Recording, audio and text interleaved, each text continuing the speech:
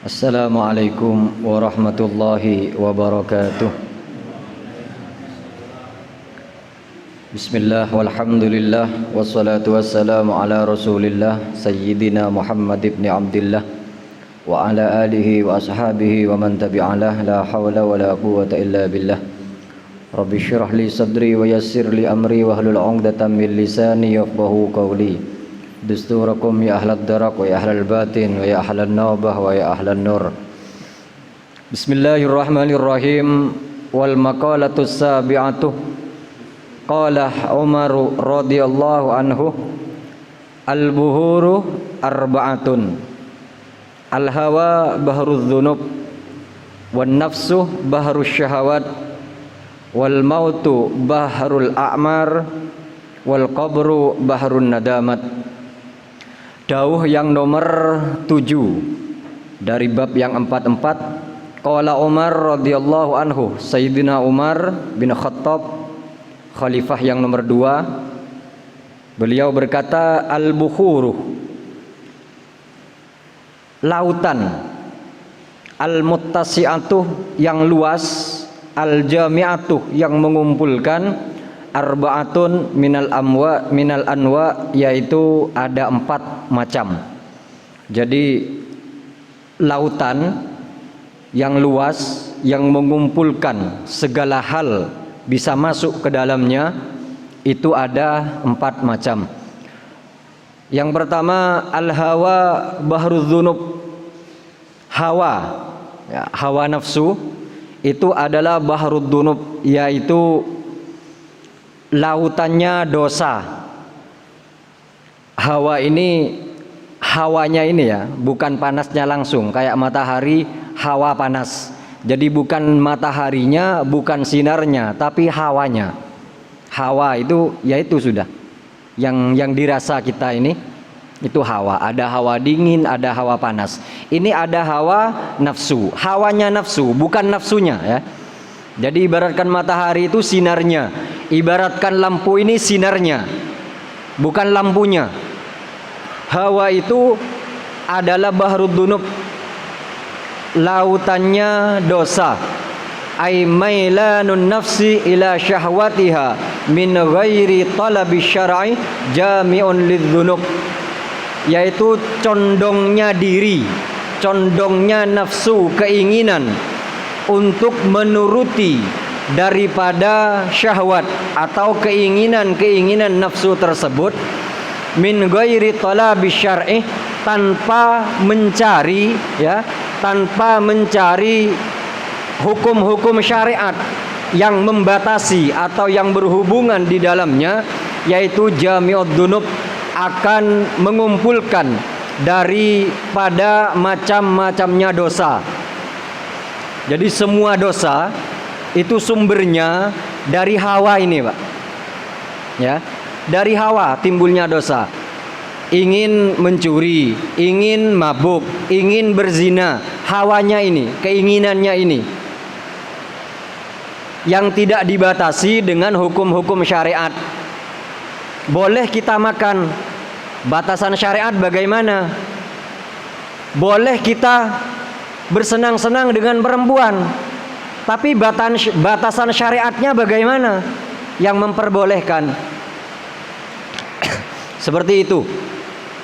Jadi ini bebas, makan bebas, minum bebas, bergaul dengan perempuan bebas, tanpa mengikuti aturan syariat atau batasan-batasan dalam syariat, itu dapat mengumpulkan atau penyebab daripada timbulnya dosa-dosa. Kemudian wan nafsu, sekarang nafsunya sendiri, bahrus syahawat, yaitu lautannya syahwat. Nafsunya sendiri itu lautannya syahwat. Kalau hawanya itu lautannya dosa. An-nafsu al-ammaratu, yang dimaksud nafsu di sini adalah nafsu yang sangat menyuruh kepada kejelekan. Wahia allati tamilu ila tabi'atil badaniyati wa ta'muru bil ladzati jami'atun li harakatin nafsi. Nafsu ammarah ya, yakni ammaratu bisu, nafsu yang selalu mengekang kita, nafsu yang selalu menyuruh kita untuk melakukan kejelekan-kejelekan, nafsu yang tidak mau kalau kita mengerjakan kebaikan, yang kalau kita malas untuk beribadah, malas untuk ngaji, malas untuk sholat, ini Pak. Jadi nafsu ammaroh ini ya. Nafsu ammaroh ini adalah sesuatu, yakni nafsu yang condong kepada watak-watak yang berhubungan dengan badan kita. Jadi dengan malas tadi, malas bangun malam, malas ngaji, jadi yang berhubungan dengan badan kita, dengan tubuh kita. Wa ta'muru bil ladzat, dan keinginan nafsu ini selalu menyuruh kepada yang enak-enak saja, kesenangan tok ya, tanazzuh, rekreasi, pokoknya kesenangan. Makanan-makanan yang enak, minuman yang enak, joget-joget, pokoknya ngajak ke arah sana. Ini nafsu. Maka nafsu yang seperti itu jami'atun liharakatin nafsi, yaitu mengumpulkan terhadap gerakan-gerakan diri untuk mengerjakan yang enak-enak tadi, akan tetapi yang tidak sesuai dengan syariat. Fahiya ma'wasyurur, nafsu ini adalah tempatnya timbulnya, sumbernya kejelekan-kejelekan. Kemudian wa manba'ul ahlakiz dzamimah, dan sumbernya ahlak-ahlak yang tercela.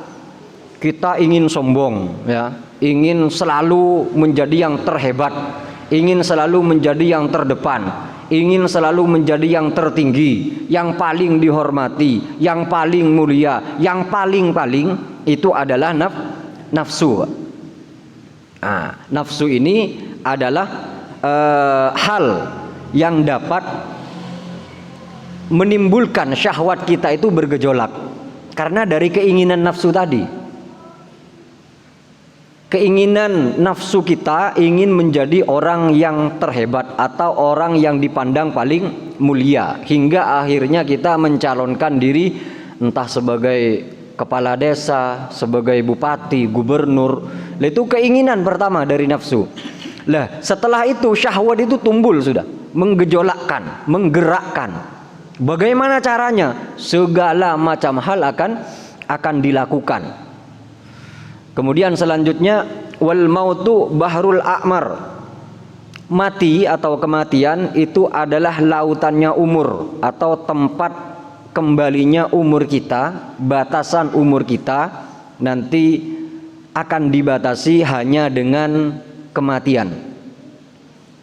Ail mautu jami'un lil a'mar, mati itu mengumpulkan atau finish ujung terakhir daripada umur kita manusia. Wa fi nushatin bahrul a'mal, dalam kitab yang lain bukan bahrul a'mar tapi bahrul a'mal pakai lam. Kalau a'mar itu jamaknya lafadz umur, kalau a'mal jamaknya lafadz amal. Jadi kematian itu adalah lautannya amal. Maksudnya amal semua yang kita kerjakan selama hidup itu akan kita temukan pada waktu kita sudah mati. Jadi mulai dari kecil kita ibadah, kita sholat, kita ngaji, sedekah, puasa dan semacamnya, itu terkumpul nanti di lautan mati itu tadi, yakni bertemu. Kalau selama ini kan kita tidak tahu kan, sholat kita selama ini diterima apa enggak, sedekah kita diterima apa enggak, ngaji kita diterima apa enggak, dan semuanya kita tidak tahu.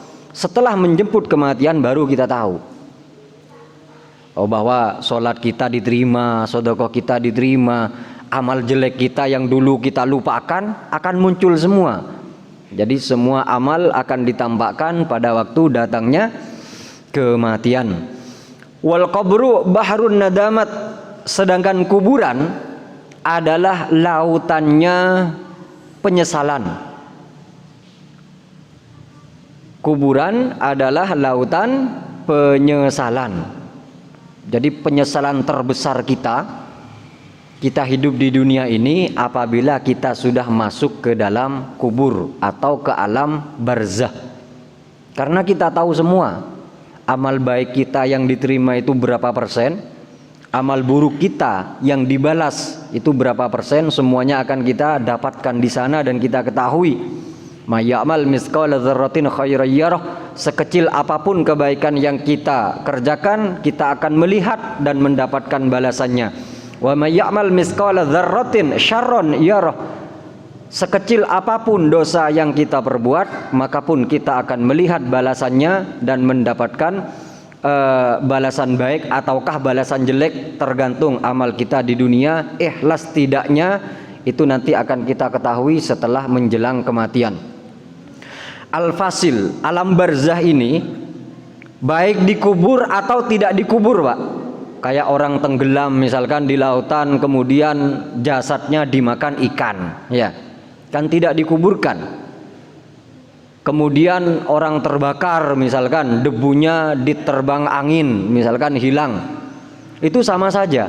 Jadi yang dimaksud di sini kehidupan setelah kematian itu dinamakan alam barzah, baik dikubur atau tidak dikubur. Setelah kita hidup ini kita akan masuk ke alam berikutnya, namanya alam barzah. Cuma umumnya karena kebanyakan mayoritas orang itu setelah mati dikubur, maka dinamakan alam kubur. Sebetulnya itu alam barzah. Alam barzah ini adalah al-fasil bainad dunya wal akhirah, yaitu alam pemisah di antara alam dunia dan alam akhirat. Jadi persinggahan kita sebelum kita menuju alam akhirat, kita masuk dulu ke alam yang namanya alam barzah. Alam barzah ini jami'un li anwa'il humum wal ghumum. Alam barzah atau alam kubur ini adalah alam yang mengumpulkan kepada kita semua segala macam jenis kesusahan. Jadi segala macam kesusahan kita dapat mengetahui, dapat kita rasakan, kita lihat pada waktu kita di alam barzah. Makanya dikatakan fa in syuddida ma ba'dah. Kalau di alam barzah ini sudah berat, ya, dipukul oleh malaikat misalkan, sudah dihimpit bumi dan semacamnya, ditemani oleh orang yang paling menakutkan sedunia, yakni amal jelek, ataukah sebaliknya raudhatun min riyadil jinan, kita akan hidup di taman surga, kita dapat melihat surga, dapat melihat bidadari, ditemani oleh orang yang paling ganteng, Pak. Kalau laki-laki tentunya paling cantik, kalau perempuan paling ganteng di kuburan.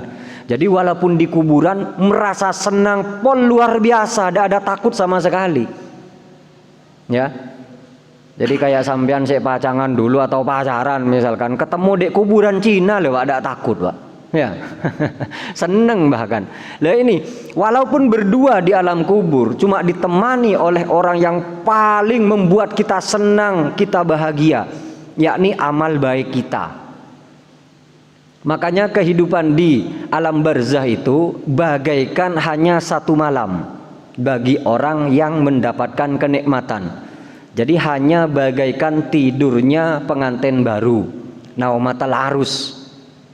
Jadi tahu-tahu moro-moro kiamat, loh kok cek cepet deh, kayak satu malam aja dikubur walaupun ribuan tahun di alam barzah, ya, bagaikan hanya satu malam. Lah ini gambaran bagi orang yang senang kan seperti itu, Pak. Sampean satu tahun ini senang misalkan, loh kok tahu-tahu sudah bulan Sya'ban, sudah mau puasa kok cek cepet deh. Coba sampean di penjara, Pak. Waduh, satu hari itu lama, satu bulan itu lama. Ya, apalagi sambil popo sana ya, dipukuli. Nah seperti itu. Jadi kalau orang yang mendapatkan kenikmatan di alam barzah, maka itu hanya bagaikan satu malam. Kayak Ashabul Kahfi itu. Jadi yauman au ba'da yaum, kami tidur hanya bagaikan satu hari atau setengah hari. Padahal itu tidurnya itu salasu mi'ate sanan watis'in, yaitu 309 tahun. Bayangkan Mbak, 309 tahun tidur hanya bagaikan tidur setengah hari saja. Nah, yauman au ba'da yaum, hanya bagaikan sehari atau setengah hari. Itu bagi orang yang senang. Tapi orang yang tersiksa dengan mendapatkan berbagai macam siksaan di alam barzah itu bagaikan luar biasa sudah, bagaikan apa? Satu hari bagaikan 1000 tahun. Yang mana di alam barzah ini adalah kumpulan dari segala macam jenis kesusahan, yang kesusahan itu tidak ada di dunia ini, Pak. Sampeyan wis susah pol, tidak ada apa-apanya dibanding kesusahan nanti di alam barzah. Allati yatamanna sahibuha alla taqa'u.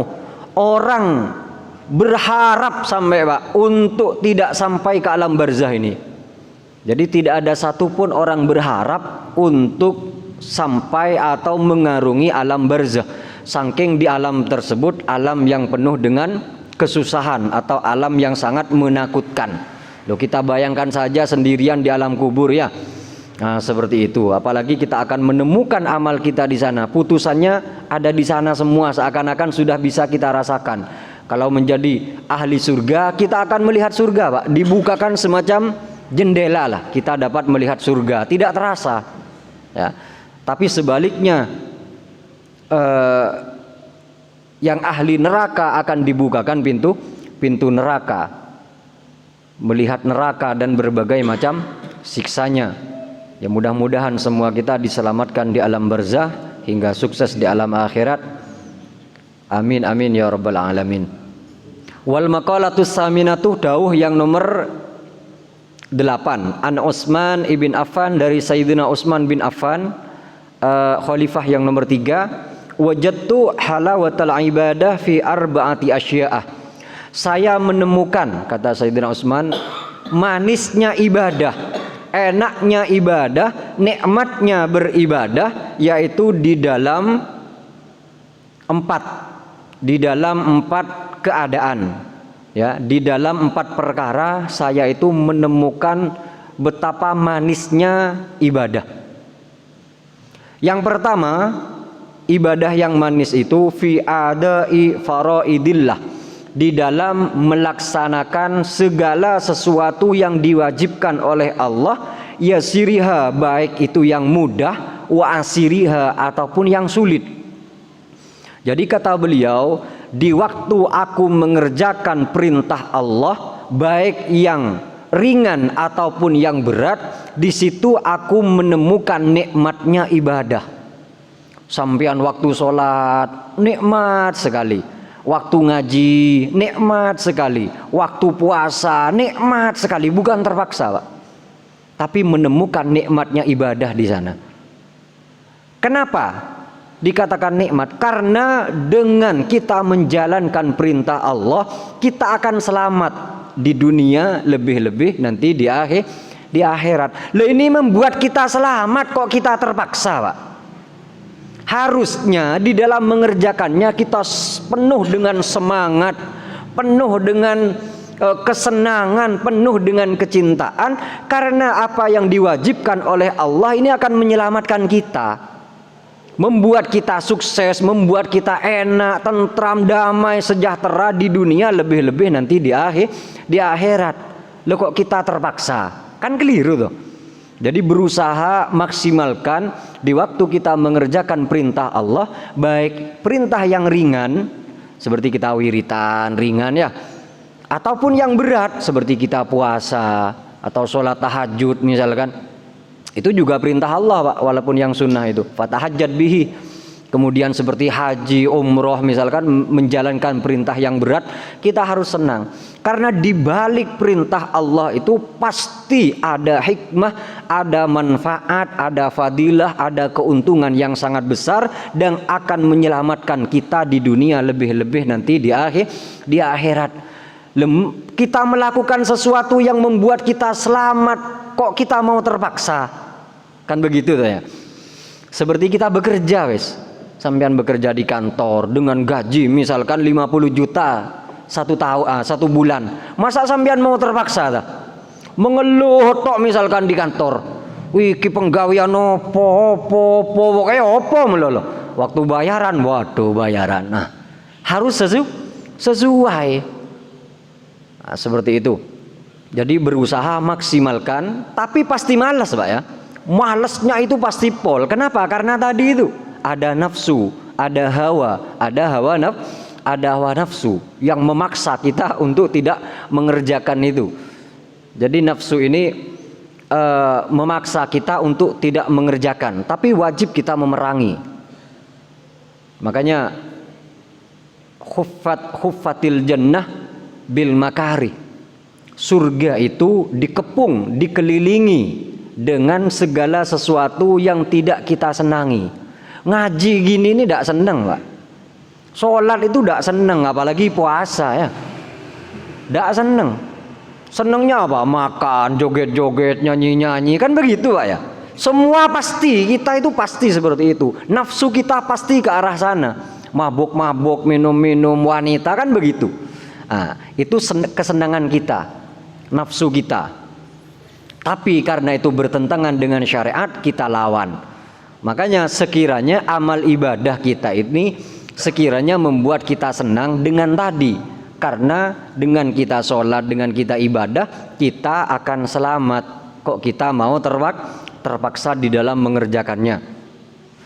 Jadi khuffatil jannah bil makari. Surga itu dikepung, dikelilingi atau dibatasi dengan segala sesuatu yang tidak kita senangi. Siapa orang horokoha, siapa orang menembus daripada sesuatu yang tidak disenangi tadi, maka dia akan memasukinya. Jadi untuk masuk surga kita harus melalui pintu makarih, pintu yang tidak kita senangi. Ya dengan ngaji ini walaupun tidak ada biaya, Pak, males pol. Tapi lo sampean ke mall, ke Bali rekreasi misalkan, padahal berapa biaya yang dihabiskan, berapa letih payah, tidak terasa, Pak. Ini ada ombak besar misalkan, saya maksoai, ya. Ya kayak gini wes. Ada iuran karnaval, sampean ditarik iuran 50.000, enteng kita mengeluarkan, Pak, bahkan senang. Tapi kalau pengajian ditarik 50.000, sampean ya apa? Waduh, pengajian narik, waduh pasti ini grundel ini, Pak ya. Ya sampean meletakkan uang amal 2.000 rupiah seminggu sekali di masjid, eman hati kita ini, Pak. Tapi sampean kencing di pom bayar 2.000, tidak eman sama sekali. Iya toh? Ini kita itu memang seperti itu aslinya ya.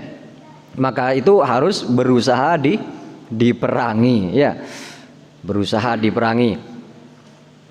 Sebaliknya memang khuffatin nar bisyahawat. Kalau neraka itu memang dikelilingi dengan sesuatu yang kita senangi. Dan siapa orang menembus daripada kesenangan tadi, dia akan memasukinya. Minum-minum, joget-joget, perempuan, mencuri dan semacamnya, narkoba, sabu, lah dia akan masuk berarti karena telah membedol ya apa? Menembus daripada kesenangan tadi, maka akan masuk ke dalam nerakanya. Harus kita jalani seperti ini. Makarih ini sesuatu yang tidak kita senangi. Untuk bangun tahajud misalkan pol malesnya, Pak. Apalagi sampean tidur di kamar pakai kipas, apalagi pakai AC, dikeloni mbek bidadari sampean misalkan ya tak kerja ke subuh, Pak, tak kerja ke apa tahajud. Coba sampean tidur di luar, niru Rasulullah tidur memakai alas ya dari pelepah kurma, yang kalau bangun itu ngecap semua, Pak. Insya Allah 1 jam sampean bangun 7 kali ya. Kok cek suwe ini sih, cek jam 1 ya, tidur 5 menit bangun lagi. Coba aja membuat dari pring itu ya, yang agak kasar-kasar itu, tidur di sana sampean. Insya Allah dijamin sampean bangun kalau ingin mau tahajud. Sebelum tahajud bangun 70 kali paling sampean. Lek tidur di kamar spring bed pakai AC, wow ya tak ada, Pak. Ya. Aku kok ndak iso tahajud yo misalkan ya. Ya berarti usahanya kurang, tidur di kamar, lu gelo bibinin. Ya ada tak kira ngiding ya. Tidur walaupun di dalam rumah yaitu jangan pakai kasur, Pak. Pakai yang kasar-kasar itu. Nggak usah pakai leme atau pakai kerdus atau apa ya yang kasar-kasar. Ya, insya Allah nggak usah pakai bantal. Insya Allah bangun, Mbak. Tiap 7 menit bangun namanya. Ya. Mbak bisa tahajud, bisa, sangat bisa kalau ada kemauan. Jadi ini kata Sayyidina Utsman, aku menemukan manisnya ibadah di dalam 4 perkara. Yang pertama, di dalam mengerjakan perintah Allah, baik yang ringan atau yang berat. Kenapa kemudian beliau menemukan manisnya ibadah? Karena dengan ibadah menjalankan perintah Allah akan menemukan keselamatan, kesuksesan di dunia dan akhirat, dijamin sudah. Loh kok mau terpaksa kita? Kemudian yang kedua, wasani fijtinabi maharimillah, di dalam menjauhi yang diharamkan atau dilarang oleh Allah. Di situ aku menemukan kemanisan atau manisnya ibadah. Kenapa dikatakan manis? Karena dengan mengerjakan keharaman berarti di sana ada mudarat, ada bahaya. Kita mencuri, misalkan kita berzina dan semacamnya, semua yang dilarang oleh Allah pasti ada bahaya, Pak. Untuk dirinya atau untuk orang lain. Lah ini mau menjauh daripada bahaya, gampangi mau melakukan pengobatan supaya kita sembuh. Kok kita mau terpaksa? Kan enggak toh. Kita ingin selamat, kita ingin nyaman dengan menjauhi larangan Allah supaya kita tidak terjerumus di dalam jurang kenistaan di dunia dan di akhirat, supaya kita tidak menderita di dunia dan akhirat. Loh kok mau terpaksa? Jadi di dalam menjauhi larangan Allah, sogiriha, baik yang kecil, wa kabiriha, ataupun yang besar. Pokoknya segala yang dilarang oleh Allah, baik yang kecil atau yang besar, pasti di sana ada mudarat. Karena mengandung mudarat dan bahaya, maka di dalam menjauhinya di sana ada kesenangan. Wasalisu fil amri bil ma'ruf. Yang ketiga, aku menemukan kebahagiaan, kemanisan di dalam ibadah, yaitu di dalam menjalankan di dalam menyuruh kebaikan, mengajak orang lain untuk berbuat baik. Yang dinamakan ma'ruf di sini kullama yuhsanu fi syar'i, yaitu segala sesuatu yang dianggap baik atau dipuji menurut syariat, berarti itu baik. Mengajak ke arah sana kita, mengajak orang sholat, mengajak orang mengaji, mengajak orang berzikir misalkan ya. Kemudian wabtigha sawabillah, dan mencari pahala dari Allah. Mencari pahala dari Allah, buah daripada mengajak kebaikan tadi. Karena mengajak kebaikan ini terkadang pahalanya lebih besar daripada mengerjakan kebaikan itu sendiri. Ad-dallu 'alal khairi kafa'ilihi. Orang yang menunjukkan, mengajak, mengarahkan, motivasi, memberikan motivasi kepada orang lain untuk mengerjakan sebuah kebaikan, maka orang tersebut akan mendapatkan kebaikan dari orang-orang yang mengerjakan, Pak. Orang-orang yang mengerjakan, misalkan sampean mengajak orang 1000 ya untuk datang, sampean mengadakan pengajian, ada 1000 orang datang. Per satu-satunya orang mendapatkan pahala 1 jutaan, berarti 1000 juta. Sampean sang motivator ini akan mendapatkan berapa? 1000 juta atau 1 miliar kebaikan. Jadi hendaknya kita itu selalu mengajak orang berbuat baik. Kemudian yang keempat, ar-rabi'u fin nahyi 'anil munkar, di dalam mencegah kemungkaran. Yang dinamakan mungkar di sini ma laisa fihi ridallahi ta'ala min qaulin aw fi'lin. Segala sesuatu yang tidak diridhoi oleh Allah, tidak disenangi oleh Allah, baik berupa ucapan atau perbuatan, itulah perbuatan mungkar. Jadi menjauhi perbuatan mungkar dan melarang orang lain untuk melakukannya. Wal ittiqa min ghadabillah, kemudian menjaga diri, berusaha maksimal untuk menjauhi daripada murka Allah Subhanahu wa ta'ala. Jadi harus kita kerjakan 4 perkara ini. Yang pertama, di dalam menjalankan perintah Allah harus kita menemukan manisnya di sana, karena akan menyelamatkan kita. Yang kedua, di dalam menjauhi apa yang dilarang oleh Allah, kecil atau besar, sedikit atau banyak. Karena di dalam sesuatu yang diharamkan oleh Allah pasti ada bahaya. Kemudian yang ketiga, di dalam menyuruh kebaikan. ya. Dan yang keempat di dalam mencegah daripada kemungkaran. Sesuai kapasitas yang kita miliki, ya, sesuai kemampuan yang kita miliki. Kurang berapa menit?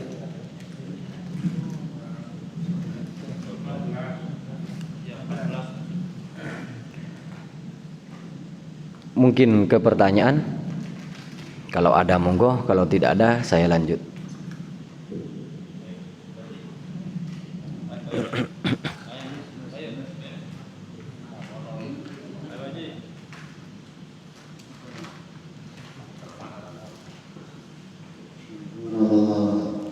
Waalaikumsalam warahmatullahi wabarakatuh.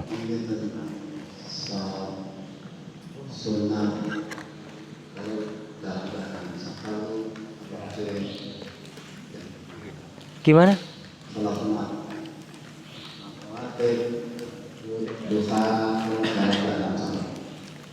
Kenapa, Pak?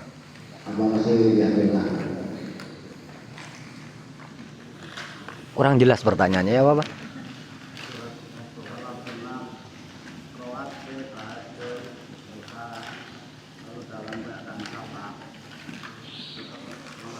Oh, dalam keadaan perjalanan, safar, apakah tetap dianjurkan? Semaksimal kita bisa melakukan atau ada kesempatan, maka tetap dimanapun kita berada, kalau memang memungkinkan untuk sholat tahajud, tetap sholat tahajud. Memungkinkan sholat tahiyatul masjid, qobliyah, ba'diyah, ya tetap kita lakukan. Misalkan kita sholat jamak, misalkan ya, sholat jamak duhur dan asar. Kemudian sebelum melakukan sholat duhur, kita melakukan qobliyah dulu. Setelah duhur kan tidak bisa qobliyah, karena kalau jamak takdim harus dilanjut dengan sholat asar. Maka boleh nanti ba'diyah duhur dikerjakan setelah sholat asar, boleh, tidak apa-apa, ya. Dengan catatan amal-amal tersebut sudah menjadi kebiasaan. Kita perjalanan kemana, kok ada waktu sholat duha sambil nunggu teman di masjid misalkan, lakukan sholat duha, tidak ada masalah. Jadi tetap dianjurkan kita mengerjakan sholat-sholat sunnah, baik hadar was safar, baik di rumah ataupun di dalam perjalanan, sekiranya itu memungkinkan dan ada kesempatan untuk melakukannya. Seperti itu. Monggo yang lain.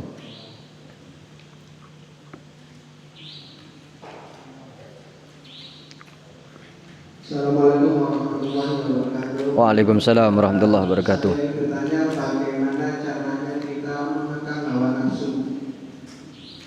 Mengekang hawa nafsu. Bagaimana caranya kita mengekang hawa nafsu? Yaitu tadi, hawa nafsu harus dibatasi antola bisyar'i. Yang pertama, batasan-batasan, kita tidak boleh menuruti hawa nafsu kita. Batasannya apa-apa yang sudah dibatasi oleh syariat. Contohnya makan, boleh kita makan selama makan itu ada batasan syariat. Tidak berlebihan, tidak juga yang bermacam-macam, tidak juga yang diharamkan oleh syariat. Seperti di sana ada babinya, kayak ada buayanya misalkan ya, daging buaya atau daging kodok atau macam-macam nih, ya tidak seperti itu. Jadi cara mengekang hawa nafsu kita, ya kita sesuaikan dengan syariat. Kita mengikuti syariat. Kita kan punya nafsu, dan nafsu kita itu juga berfungsi, Pak. Jangan sampean matikan plek hawa nafsunya, tahu di sampean mau ke bininya nanti. Ya apa? Lawang kita dengan istri itu kan juga nafsu, Pak. Tapi nafsu yang sesuai syariat, batasan-batasan syariatnya. Silahkan sampean siang mau malam, terserah, tiap hari misalkan sama istri tidak apa-apa, Pak. Makanya pernah Nabi itu ditanyakan, apakah kita mendapatkan pahala wahai Nabi kalau kita mengerjakan hawa nafsu kita untuk istri kita. Ya, wa fi bud'i ahadikum shadaqah, kan kata Nabi. Jadi walaupun kita melampiaskan hawa nafsu kita, tapi untuk istri kita, maka di sana ada sedekah. Sebagaimana kalau kita lampiaskan kepada yang haram, di sana ada dosa. Jadi boleh kita mengerjakan hawa nafsu kita, tapi dengan batasan-batasan syariat. Ya, apa caranya mengekang nafsu kita? Yang menjadi sumber utama daripada nafsu itu yang harus kita kekang, harus disesuaikan. Makanya dulu itu ulama, kalau kita itu ingin dihormati orang, ya, kita ingin dihormati orang, maka buat diri kita itu hina, Pak. Maksud hina ini, kita mikul kayu, kita belanja sendiri ke pasar. Kadang kalau orang terhormat kan tidak mau kan, saya pakai pembantunya, isin aku ngarit, misalkan, silahkan. Kalau memang nafsunya sambian mengarah kepada sesuatu kemuliaan, sambian ingin dihormati, maka cara memeranginya seperti itu. Kemudian nafsu kita ingin makan terus, misalkan, kekang nafsu itu dengan berpuasa. Nafsu kita malas, cambuk dia, nafsu itu cambuk untuk kita mengerjakan ibadah, paksa. Bangun tengah malam paksa, ini nuruti nafsu. Kalau saya tidur terus, misalkan, paksa. Pokoknya mukhalafah dengan kemauan yang tidak sesuai dengan syariat. Kalau inginnya misalkan keluar, kekang di rumah, jangan keluaran sudah. Karena nafsu ini dikatakan sekali saja kamu menuruti hawa nafsunya, maka dia akan berkali-kali menuntut kamu untuk melakukannya. Ya, sambian misalkan mengerjakan perbuatan dosa, saiki wis terakhir misalkan, tidak mungkin itu, pasti akan mengajak di lain waktu kepada sambian, bahkan kepada yang lebih besar lagi. Seperti itu. Sekali ini saja saya tidak berjemaah misalkan, maka besok akan berani nafsu sambian mengajak sambian untuk tidak sholat. Terus seperti itu. Makanya harus dikekang terus hawa nafsu ini. Boleh kita melampiaskan nafsu kalau tadi sesuai dengan syariat. Waktu berbuka kita makan, itu nuruti nafsu juga, Pak. Tapi yang sesuai syariat. Kita berkumpul dengan istri, nuruti nafsu. Karena kalau tidak bernafsu dengan istri kan tidak hidup, ya. Terus anak-anak ini kan dari buah nafsu kan. Nafsu yang apa?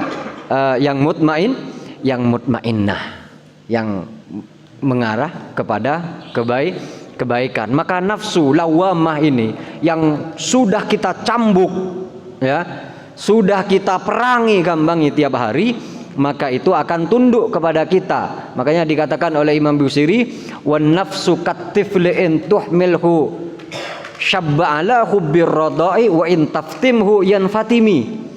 Nafsu itu bagaikan katifli, bagaikan anak kecil. Hubbir rada ala hubbir rada, anak kecil itu senang menyusu. Maka in lam taftimhu, kalau engkau tidak memisah anakmu dari menyusu, ya, maka yanfatimi, dia akan terus menyusu. Tapi kalau engkau paksa anak itu untuk tidak menyusu, entah itu dengan dikasih apa pahit-pahit itu dulu ya, sama ibu itu, maka lama kelamaan dia akan terbiasa untuk meninggalkannya, yanfatimi. Jadi itu wan nafsu katifli, nafsu itu bagaikan anak kecil. Kalau selalu kita ikuti, dia akan terus menyusu, gampangnya gitu. Akan terus menuntut kepada kita untuk mengikuti. Tapi kalau kita pisah dia, kita perangi dia, kita kekang dia, maka lama kelamaan akan terbiasa. Jadi sampean lama kelamaan tidak tertekan lagi, Pak, sholat berjemaah. Lama kelamaan sampean kalau sudah terbiasa tidak tertekan lagi untuk melakukan sholat tahajud. Tidak tertekan lagi sampean wiritan, tidak tertekan lagi sampean ngaji, bahkan senang. Sampean puasa bisa senang sampean kalau sudah mampu mengendalikan hawa nafsu. Seperti itu cara mengekang nafsu diantaranya, ya. Perangilah, gambangi. yang malas berjamaah perangi. Makanya kata ulama, kalau engkau kagum dengan dirimu untuk berbicara, jadi makso engkau untuk berbicara, faskut, maka diamlah. Kalau nafsumu makso untuk engkau diam, malas engkau ngomong, maka bicaralah. Itu diantara untuk kita merangi nafsu, minimal kita berzikir. Lek sambian lidahnya ini koyok kaku, koyok males mau bergerak untuk berzikir, maka berzikirlah Pak. Astagfirullah, astagfirullah, la ilaha illallah misalkan. Lah itu diantara merangi atau mengekang atau menjinakkan, menundukkan daripada hawa nafsu. Jadi tergantung, akhirnya menjadi kebiasaan. Minimal kebiasaan itu 40 hari. Kalau sambian dalam 40 hari biasa berjamaah, insya Allah seterusnya enak sudah. Sambian 40 hari biasa tahajud, maka insya Allah akan terbiasa sudah. Tidak berat lagi sambian, tidak tertekan lagi melakukan sholat tahajud. 40 hari biasanya ini merubah watak manusia sudah Pak. Merubah watak atau kebiasaan. Lek sambian biasa berjamaah subuh tiap hari sudah, minimal 40 hari, insya Allah setelahnya itu enak, tidak terpaksa lagi. Tapi lu awal-awal Pak ya, perang sambian, memerangi hawa nafsu. Cukup ya. Mari berdoa bersama-sama. Bismillahirrahmanirrahim. Alhamdulillahirabbil alamin. Wassalatu wassalamu ala asyrafil anbiya'i mursalin sayyidina Muhammadin wa ala alihi washabihi ajmain. Allahumma inna nas'aluka min khairi ma sa'alaka minhu nabiyyuka Muhammadun sallallahu alaihi wasallam wa na'udzubika min syarri ma sta'adzaka minhu nabiyyuka Muhammadun sallallahu alaihi wasallam. Allahumma inna nas'aluka min al-khairi kullihi ajlihi wa ajlihi ma 'alimna wa ma lam na'lam wa na'udzubika min asy-syarri kullihi ajlihi wa ajlihi ma 'alimna wa ma lam na'lam. Allahumma inna nas'aluka al-jannata wa ma qarraba ilaiha min qawlin wa 'amal wa na'udzubika من النار وما قرب إليها من قول وعمل. اللهم أرنا الحق حقا وارزقنا اتباعه وأرنا الباطل باطلا وارزقنا اجتنابه. اللهم اغفر لنا ذنوبنا ولوالدينا ولأحبابنا ولمشايخنا ولمعلمنا وذوي الحقوق الواجبة علينا ولجميع المسلمين والمسلمات والمؤمنين والمؤمنات الأحياء منهم والأموات. وصلى الله على سيدنا محمد وعلى آله وصحبه وسلم. الحمد لله رب العالمين. تقبل منا بسر الفاتحة.